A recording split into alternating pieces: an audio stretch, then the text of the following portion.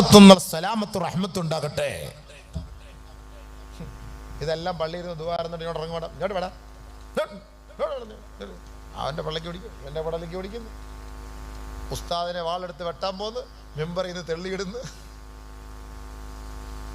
ഇത് നടക്കുന്ന സംഭവമല്ലേ നമ്മുടെ കൗമുകളുടെ ഇടയിൽ, എല്ലായിടത്തും ഈ പ്രസംഗിക്കാനൊന്നും എനിക്ക് സത്യത്തിൽ ഇപ്പം മൂടെന്ന് പറഞ്ഞാൽ ഇവിടെ നിന്നല്ല, പ്രസംഗിച്ചിട്ട് കാര്യമില്ല, അടിയും വഴക്കുമല്ലേ. പിന്നെ എന്ത് കച്ചവടം ചെയ്യുമെന്ന് ആലോചിച്ചുകൊണ്ടിരിക്കുകയാണ്. ജീവിക്കണ്ടേ, ഹലാലായിട്ടൊരു ബിസിനസ് ചെയ്യണ്ടേ, കച്ചവടം ചെയ്യണ്ടേ. എന്തിനാ നമ്മളിപ്പോൾ ഒരു കച്ചവടത്തിന് പോയി ഇവർ പറയും, അയാൾ പ്രസംഗിച്ച് പൈസയൊക്കെ ഉണ്ടാക്കിയിട്ട് താണ്ട് ഇപ്പോൾ ബിസിനസ്സിനിറങ്ങി, ഇനിയിപ്പം പ്രസംഗമൊന്നും ഇല്ലാന്ന് വിചാരിക്കുക. അള്ളാൻ്റെ ഫضലുണ്ട്, അങ്ങനെയല്ല. പക്ഷേ ഈ പ്രസംഗിച്ചിട്ട് ഫായ്ദ ഇല്ലാതെ എനിക്ക് തോന്നുന്നു, വിഷമം.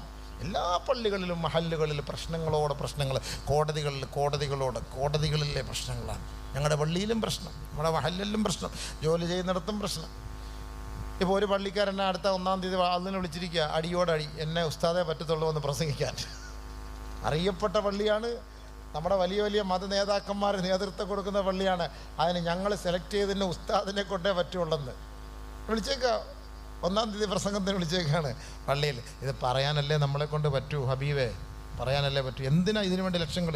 ഇപ്പം ഞങ്ങളുടെ പള്ളിയിൽ പ്രശ്നങ്ങളുണ്ടാക്കി, ഭരണപക്ഷം 30 ലക്ഷം ചിലവാക്കി, പ്രതിപക്ഷം 20 ലക്ഷം ചിലവാക്കി, 1/2 കോടി രൂപ അഡ്വക്കേറ്റന്മാർ കൊണ്ടുപോയെത്തുന്നു. അവന്മാർ മാറ്റി വയ്ക്കും, അടുത്ത മാസം ഫുലൂസ്. പറച്ചവനൊരു ഫാത്തി അങ്ങനെ മാറ്റി വയ്ക്കാൻ അവസരം കിട്ടിയിരുന്നെങ്കിൽ ഇന്ന് 500 മേടിച്ചിട്ട് അടുത്ത പ്രാവശ്യം വീണ്ടും 500 മേടിക്കാമായിരുന്നു, വീണ്ടും അടുത്ത ആഴ്ച 500 മേടിക്കാം. പറ്റുമോ? ഫാത്തിയക്കല്ല പൈസ തരും അവന്മാര്. അള്ളാഹ് പോലും ഒരു ആയത്തിന് 10 വെച്ച് തരും. അള്ളാഹു ഒരായത്തിന് അലിഫ് ലാം മീം നോദിയ അള്ളാഹ് നമുക്ക് 30 രൂപ